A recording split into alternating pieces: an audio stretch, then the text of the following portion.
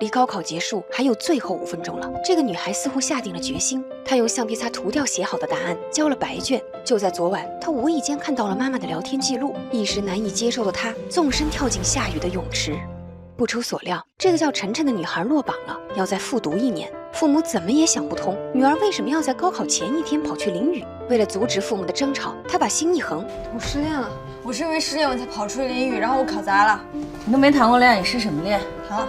妈妈抢过手机，为了把这个谎撒圆，晨晨只好说恋爱对象名叫郑雨欣，但事实上他俩根本不认识。郑雨欣是学校里的风云人物，不仅人长得帅，还在抖音上有好多粉丝，许多女孩都暗恋他。不过晨晨万万没有想到，他复读竟和雨欣分到了同一个班，而且上学的第1天就被老师点名了。我来给大家郑重的介绍一下啊，这可是咱们学校上届最狗血的一对朋友鸳鸯。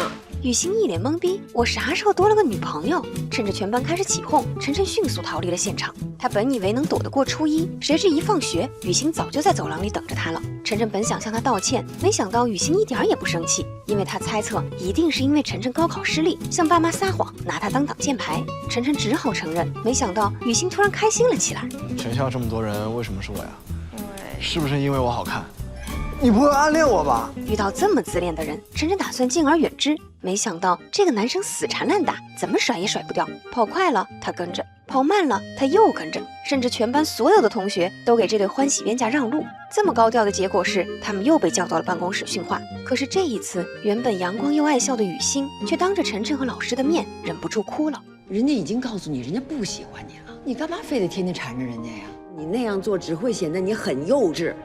怎么了？很过分吗？老师，我去个厕所。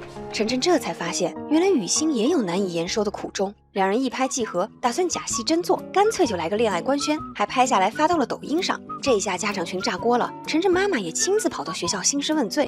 阿姨好，我叫郑雨欣。晨晨过来坐吧。对啊，听妈妈话。不是你别动我饭，你听我话，你过来坐。我坐这和他有区别吗？你听我话，你坐我。你就看着，干嘛动我饭啊？哎呀，要不我坐过去吧。而妈妈接下来的话却让晨晨大跌眼镜。孩子早恋怎么办？这个妈妈的操作绝了。我想跟你们俩说，你们去年为什么没考好？分手能不影响情绪吗？所以呢，阿姨要劝劝你们，2个人在一起谈阿姨，恋爱，其实你不用劝我们，就不我们俩可以绝对不会分手。今年坚决不能分手。这是什么套路？2个人都看傻了。不过既然亲妈都这么说了，那不就彻底放飞自我了？他们上课坐在一起听歌，下了课去河边谈心。雨欣告诉晨晨，自己的梦想就是要当 DJ， 他还把晨晨带到了家里，亲自给他伴奏录音。抱紧我，问我不爱。如果说音乐能冲击人的灵魂，那跟你一起听歌、一起唱歌的人，说不定就是你的灵魂伴侣。转眼间，晨晨的生日要到了，雨欣专门带着他溜进 club。刚开始，晨晨还以为这是什么钢铁直男的浪漫，怎么会有男生带着女生来打碟？结果下一秒，他就完全沉醉其中。把手举起来。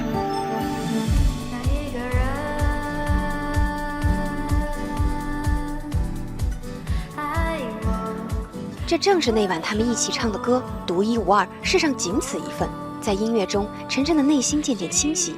晚上，他们再次来到 club， 这时原本嘈杂的氛围似乎变得安静下来。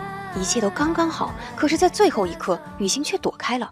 晨晨有些尴尬，他强忍着泪水不知所措，最终还是扭头离开。自己好不容易喜欢一个人，为什么会被当面拒绝？可是更大的打击还在后面。在回家路上，晨晨看到父母在一家餐厅争吵，而父亲旁边坐着一个陌生的女人。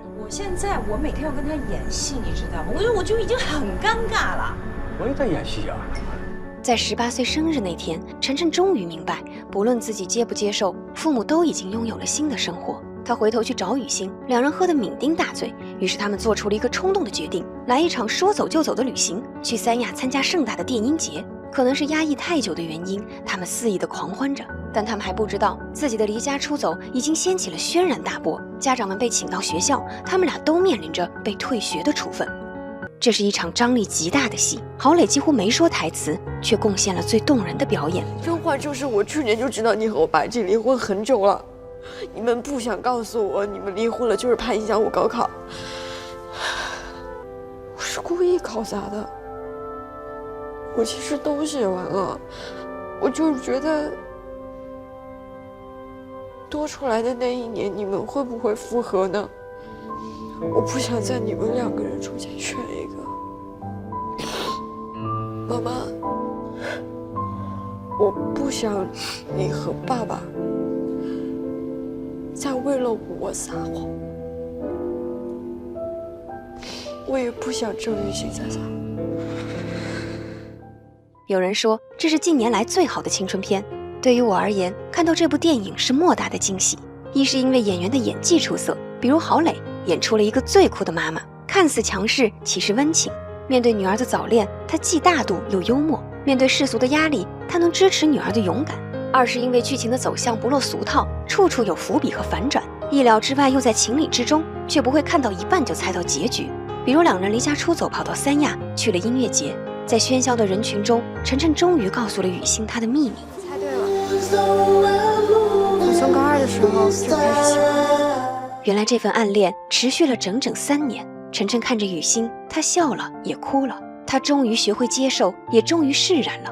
青春是勇敢去爱，但也有可能是爱而不得。这也正是《盛夏未来》这部影片的核心。我们的青春或许都爱过一个没有结果的人，但只有经历过一次青春的遗憾，才算得上是一次刻骨铭心的成长。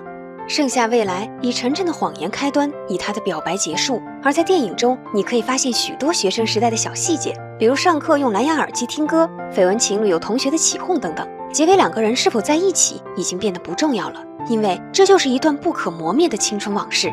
我喜欢你，但我更喜欢那个因为喜欢你而努力的我自己。最重要的是，我们经历过，这就是我们的青春。